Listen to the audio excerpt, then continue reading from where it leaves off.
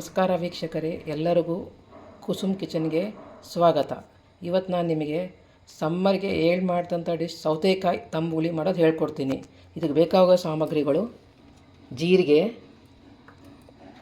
ಸ್ವಲ್ಪ ಕರಿಬೇವು, ಸ್ವಲ್ಪ ಒಣಮೆಣಸಿನ್ಕಾಯಿ, ಒಂದು ಸ್ವಲ್ಪ ಬೆಳ್ಳುಳ್ಳಿ, ಒಂದು ಸ್ವಲ್ಪ ಹಸಿಮೆಣಸಿನ್ಕಾಯಿ, ಸ್ವಲ್ಪ ಜೀರಿಗೆ, ಸ್ವಲ್ಪ ಎಳ್ಳು, ಒಂದು ಸ್ವಲ್ಪ ಮೆಣಸು, ಒಂದು ಸ್ವಲ್ಪ ಹಸಿ ಕೊಬ್ಬರಿ ಹೆರ್ಕೊಂಡಿರೋದು, ಒಂದು ಇಡೀ ಸೌತೆಕಾಯಿ. ನಾನು ನೀರು ಸೌತೆಕಾಯಿ ಬಳಸಿದ್ದೀನಿ. ಸಪೋಸ್ ನಿಮಗೆ ನೀರು ಸೌತೆಕಾಯಿ ಇಲ್ಲಾಂದರೆ ಮಾಮೂಲು ಸೌತೆಕಾಯಿನೂ ಬಳಸ್ಬೋದು. ಒಂದು ಬಟ್ಲು ಮೊಸರು, ಸ್ವಲ್ಪ ಗಟ್ಟಿ ಮೊಸರನ್ನ ಮಜ್ಜಿಗೆ ಮಾಡ್ಕೊಂಡಿರೋದು. ಈಗ ಒಂದು ಮಿಕ್ಸರ್ ಜಾರ್ ತೊಗೊಂಡು ಆ ಮಿಕ್ಸರ್ ಜಾರ್ಗೆ ಎಳ್ಳು, ಸ್ವಲ್ಪ ಮೆಣಸು, ಸ್ವಲ್ಪ ಜೀರಿಗೆ ಹಾಕಿ ಫಸ್ಟ್ ಗ್ರೈಂಡ್ ಮಾಡ್ಕೊಂಬಿಡಿ. ಜೀರಿಗೆ, ಮೆಣಸು, ಎಳ್ಳು ಗ್ರೈಂಡ್ ಮಾಡ್ಕೋಬೇಕು. ಇದಕ್ಕೇನು ಉರಿಯೋದು ಬೇಡ, ಹಾಗೆ ಹಸಿದು ಹಾಕ್ಕೋಬೇಕು. ಆಮೇಲೆ ಇದಕ್ಕೆ ಸ್ವಲ್ಪ ಬೆಳ್ಳುಳ್ಳಿ, ಹಸಿಮೆಣಸಿನ್ಕಾಯಿ, ಸ್ವಲ್ಪ ಹಸಿ ಕೊಬ್ಬರಿ ಹಾಕಿ ಗ್ರೈಂಡ್ ಮಾಡ್ಕೊಂಬಿಡಿ. ಈ ಗ್ರೈಂಡ್ ಮಾಡ್ಕೊಂಡ್ಮೇಲೆ ಹಸಿ ಕೊಬ್ಬರಿ ಸ್ವಲ್ಪ ಸಣ್ಣಗಾದ್ಮೇಲೆ ಇದಕ್ಕೆ ನಾವು ಒಂದು ಹೆಚ್ಕೊಂಡಿರೋ ಸೌತೆಕಾಯಿ ಹಾಕ್ಕೊಂಡು ಗ್ರೈಂಡ್ ಮಾಡ್ಕೋಬೇಕು. ಸೌತೆಕಾಯಿ ಹಾಕಿ ಇದಕ್ಕೆ ನಿಮಗೆ ಎಷ್ಟು ಉಪ್ಪು ಬೇಕೋ ಅಷ್ಟು ನೋಡ್ಕೊಂಡು ಹಾಕೋರಿ. ಉಪ್ಪು ಹಾಕಿ ಗ್ರೈಂಡ್ ಮಾಡ್ಕೊಂಬಿಡಿ. ನೋಡಿ, ಈ ರೀತಿ ಸಣ್ಣದಾಗಿ ಗ್ರೈಂಡ್ ಮಾಡಿಕೊಂಡು ಒಂದು ಬಾಣಲೆಗೆ ಟ್ರಾನ್ಸ್ಫರ್ ಮಾಡ್ಕೊಂಬಿಡಿ.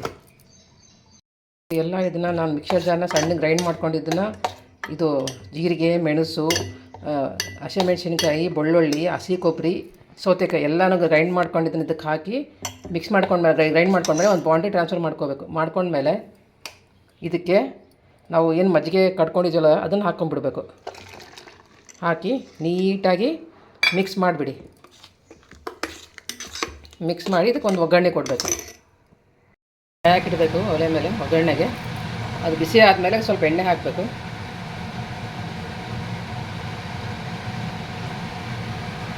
ಎಣ್ಣೆ ಹಾಕಿ ಇದಕ್ಕೆ ಸ್ವಲ್ಪ ಎಣ್ಣೆ ಕಾದ್ಮೇಲೆ ಇದಕ್ಕೆ ಸ್ವಲ್ಪ ಜೀರಿಗೆ, ಸಾಸಿವೆ ಹಾಕಿಬಿಡಿ. ಸಾಸಿವೆ ಸಿಡಿಯೋಕ್ಕೆ ಸ್ಟಾರ್ಟ್ ಮಾಡಿದ್ಮೇಲೆ ಸ್ಟಾರ್ಟ್ ಆದಮೇಲೆ ಸ್ವಲ್ಪ ಇದಕ್ಕೆ ನಾವು ಸ್ವಲ್ಪ ಒಣಮೆಣಸಿನ್ಕಾಯಿ, ಸ್ವಲ್ಪ ಕರಿಬೇವು ಹಾಕಬೇಕು. ಕರಿಬೇವು ಹಾಕಿ ನೀಟಾಗಿ ಒಂದು ಸ್ವಲ್ಪ ಕರಿಬೇವು ಇದಾಗೋ ತನಕ ಮಾಡಿಕೊಂಡು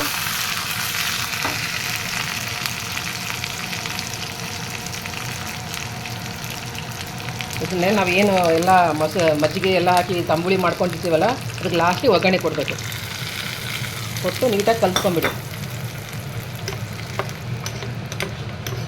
ನೋಡಿ, ಈಗ ಸೌತೆಕಾಯಿ ತಂಬುಳಿ ರೆಡಿಯಾಗಿದೆ. ಇದು ಸಮ್ಮರ್ಗೆ ನೀವು ಮಾಡ್ಕೊಂಡು ತುಂಬ ದೇಹ ತಂಪು ಮಾಡುತ್ತೆ. ಇವಾಗ ಬಾಡಿ ತುಂಬ ಹೀಟಾಗಿತ್ತು, ಬಾಯಲ್ಲಿ ಹುಣ್ಣಾಗಿತ್ತು ಅಂದಾಗ ಇದನ್ನು ಒಂದ್ಸಲ ನೀವು ಅನ್ನಕ್ಕೆ ಮಾಡ್ಕೊಳ್ತೀನಿ, ತುಂಬಾ ತಂಪು ಮಾಡುತ್ತೆ ದೇಹನ. ಖಂಡಿತವಾಗಿ ಒಂದು ಟ್ರೈ ಮಾಡಿ. ಹೇಗಿದೆ ಅಂತ ನೀವು ಕಮೆಂಟ್ ಸೆಕ್ಷನಲ್ಲಿ ಹೇಳಿ. ನಿಮಗೆ ಇಷ್ಟ ಆದರೆ ಲೈಕ್ ಮಾಡಿ, ಸಬ್ಸ್ಕ್ರೈಬ್ ಮಾಡಿ. Thank you for watching my channel.